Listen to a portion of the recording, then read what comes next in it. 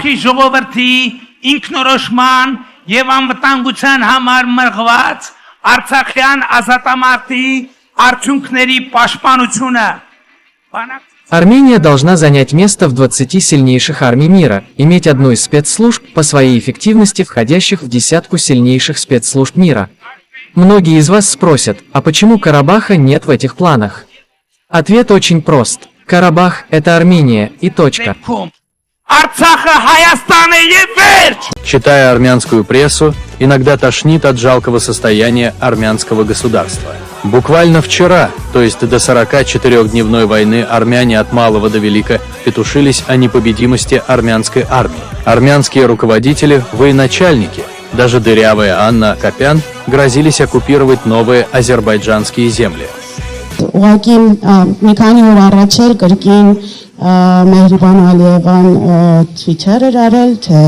Хочу пригласить ее в Карабах. Она может быть нашей гостьей. Мы знаем, как принимать гостей. Мы можем обеспечить Мугам, она может послушать, выпить чай. Но если Мехрибан Алиева под желанием послушать Мугам в Карабахе подразумевает войну, то заверяю, что эта мечта останется неисполнимой. Если они начнут войну, то, вероятно, появятся новые территории, где слушать Мугам станет мечтой. И каждый из нас обязан подарить себя лишь одной цели, и имя этой цели – победа. Имя этой цели – победа. Пугали Азербайджан, новая война, новые территории. Режиссер Артак Закарян грозился захватит Баку. Вот видите, азербайджанцы, которые сегодня говорите, что наступите и возьмете Карабах обратно. Это обращение к азербайджанцам, которые сегодня слушаются своего президента, который даже не воевал, даже не знал, что такое война.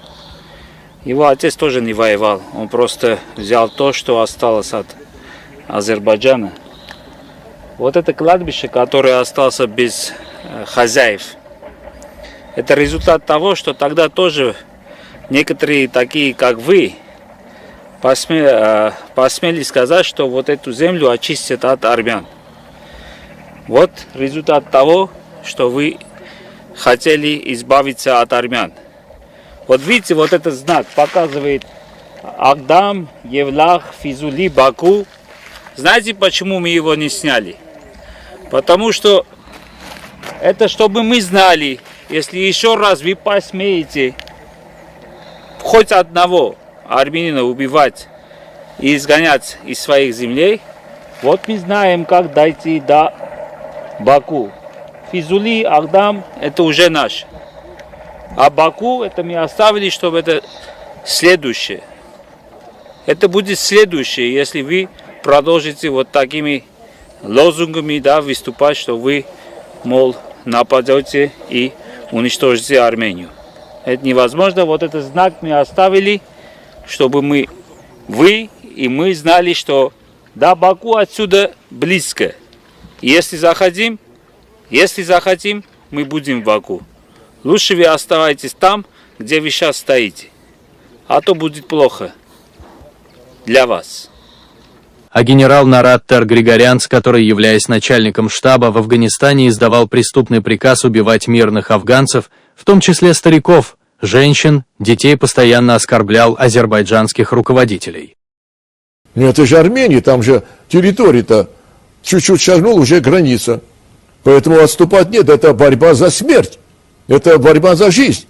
Поэтому это может произойти такое взаимное вклинение, такие контрнаступления, что Азербайджан вообще прекратит существование. Но я не говорю о том, что все эти энергоресурсы, они будут уничтожены. Ведь у нас тоже имеются ракеты, имеются средства дальнего нападения, реактивные системы залпового огня и так далее. Но не надо думать, что ты умный, а тот дурак. Ну, извини меня. Если мы 92-94 год, значит, одержали победу, когда у тебя 7 миллионов Азербайджан был, и ты был оснащен сильнейшими средствами вооруженной борьбы, лучше, чем Армения, между прочим. И армяне победили, сиди себе и сопи вот это, 2 дырочки в носу, и получай свои нефтедоллары и торгуй.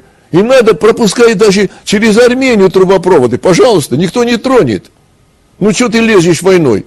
Ну что тебе жить надоело, что ли? Зачем ты лезешь войной? После разгрома армянской армии осенью 2020 года вышеуказанные персонажи молчат в тряпочку. И ноги трясутся у любого армянина от слова «война». А армянская пресса ноет и плачет с крокодиловыми слезами. В этом контексте интересна статья нацистского издания Armenian Report «Азербайджан снова вооружается. Быть новой войне». Предлагаем вашему вниманию названную статью полностью. Агрессивный Азербайджан готовы вооружать многие, интересы же Армении не волнуют никого, даже ее союзников.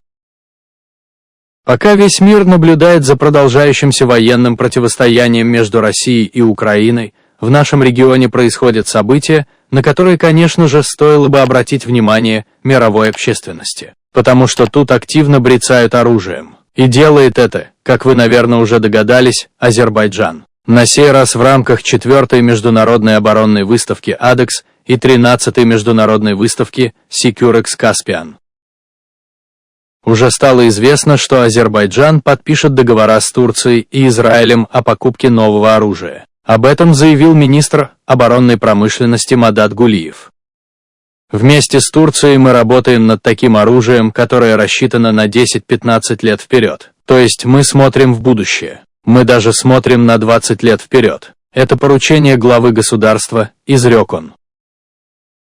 Против кого Азербайджан собирается применять это оружие? Ответ очевиден: против Армении и Арцаха. Как тут не вспомнить регулярные угрожающие заявления президента Азербайджана Ильхама Алиева о готовности вспомнить про железный кулак? Да, глава соседнего государства, которого привечают в Италии и в иных европейских странах, в реальности открыто использует методы шантажа для достижения желаемого.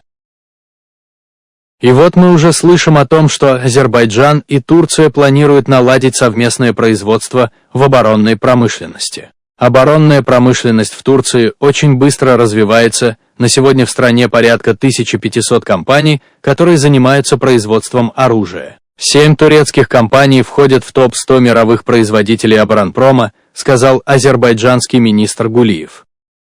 Вы отдаете себе отчет в том, насколько объемным может стать это совместное турецко-азербайджанское военное производство и насколько оно сильно угрожает всему региону. Поразительно, что на сей счет мы так и не услышали ожидаемых осуждающих заявлений со стороны руководства Армении. Ах да! Оно же готовится к миру с Азербайджаном. Пашинян же уже и сроки подписания мирного заявления назвал. Пусть и в узком кругу единомышленников, но очевидно же всем и каждому планы руководства нашей страны. Это называется капитуляция на фоне ползучей оккупации территории Арцаха и шантажа со стороны Баку и Анкары, которая открыто демонстрирует свои намерения, вовсю развивая военное сотрудничество. То, что Азербайджану в этом помогает также и Израиль, привычное явление.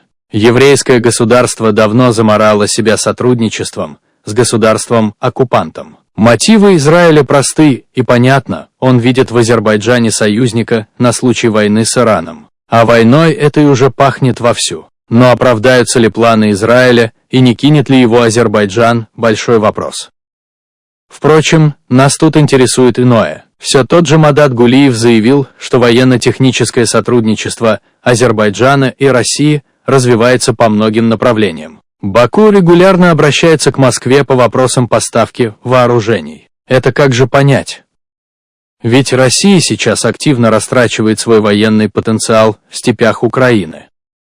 Но, как видим, война войной, а продажа Азербайджану оружия идет по распорядку. И в этом весь цинизм нашего стратегического союзника. Он продолжает курс на предательство Армении по всем направлениям. Впрочем, этим занята не только Россия. Выясняется, что министр обороны Азербайджана Закир Гасанов встретился с председателем Государственного военно-промышленного комитета Беларуси Дмитрием Пантусом. Сей посланник Минска специально прибыл в Баку для участия в 4-й международной оборонной выставке Адекс 2022. И вполне логично, что стороны обсудили перспективы развития военного и военно-технического сотрудничества, что Республика Беларусь может предложить Азербайджану, тема отдельного разговора. Важен факт предательства нашей страны со стороны двух государств, членов АДКБ. Они активно вооружают Азербайджан, явно готовящийся к новой военной провокации. И Запад опять молчит. Он включится только после того, как турецко-азербайджанский тандем, вооруженный израильским и российским оружием, снова совершит провокацию. Да и то, изобразив глубокую озабоченность, не более. Таков расклад. Честно оценивая который, понимаешь сложность положения, в котором оказалась наша страна. И искать того, кто больше виноват в случившемся, бесполезное занятие. Конец статьи. Уважаемый зритель, некогда грозившийся стереть с лица Азербайджан, расчленить Турцию, оккупировать Джавахетский регион Грузии, карликовая Армения теперь на коленях беспомощно ноет, плачет. Пусть плачет. Если армяне станут на ноги, опять начнут петушиться. Это такой народ.